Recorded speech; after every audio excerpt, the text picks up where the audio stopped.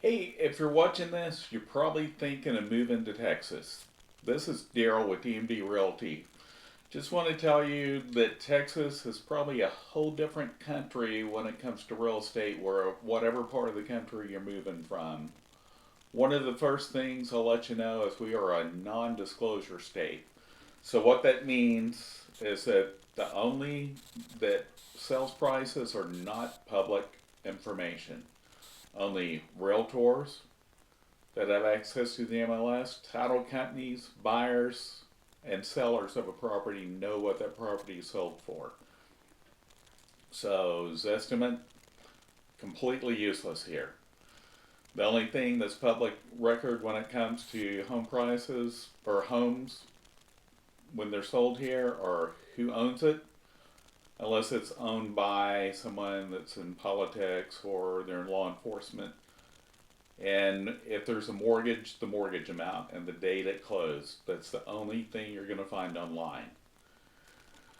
Another thing that you're going to see is property taxes here are going to be different, most likely, than where you came from, because everything here is funded by either property tax or sales tax. We don't have an income tax, so our property tax is probably going to be somewhat higher than, say, if you came from a place like California, where I think it's probably 1.25.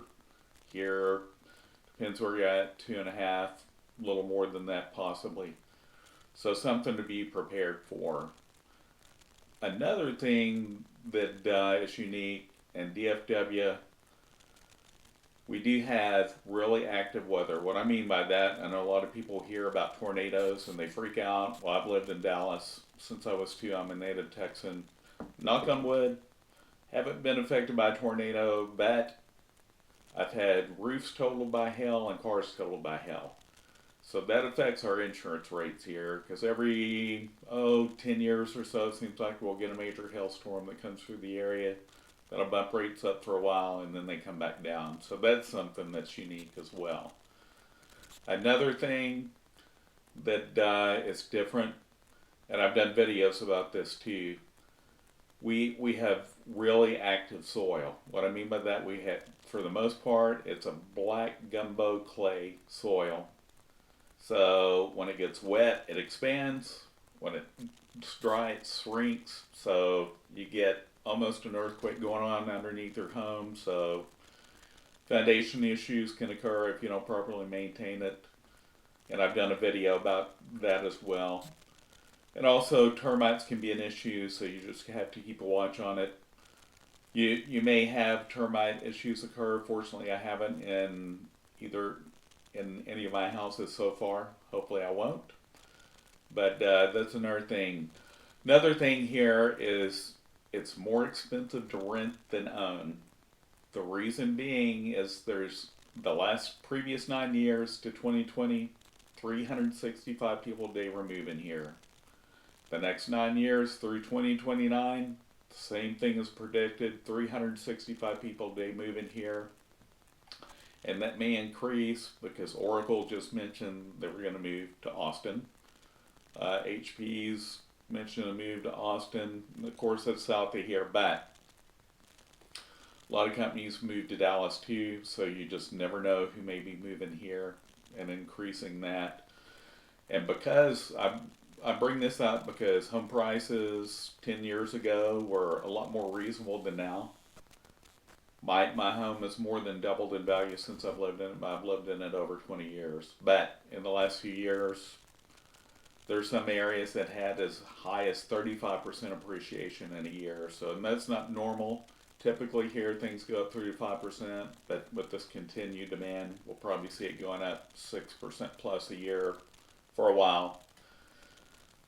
With all the people moving here, this does put pressure on leases. So just know it's very competitive when it comes to lease. As I said, it's more expensive to rent than own. That's not telling you to go buy right when you move here, because DFW is a big place. You want to find out where you don't want to live. That's what I always encourage everybody. The other thing I get asked about is rent to own, and I've done a video about this, but I'll just go into quick little spiel on it. It's basically illegal here since 2001. The only way you can do a lease to own is it has to be a 6-month lease, and you have to close and fund on day 180, and only a real estate attorney can write that.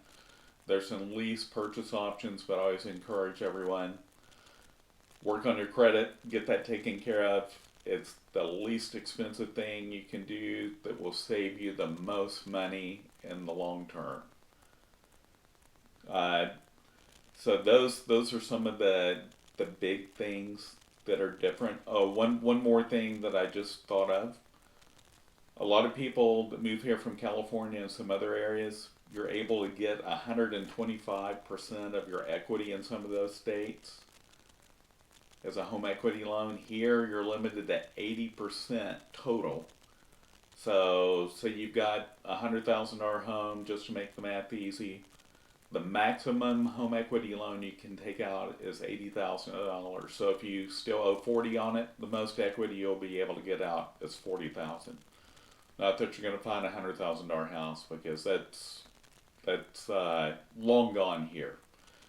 Anyway, I hope that was helpful. Just wanted to give you a heads up on some of the things that makes Texas a unique place when it comes to real estate. If I can be of any help, if you have any questions, feel free to reach out to me. All my contact information will be at the end of this video.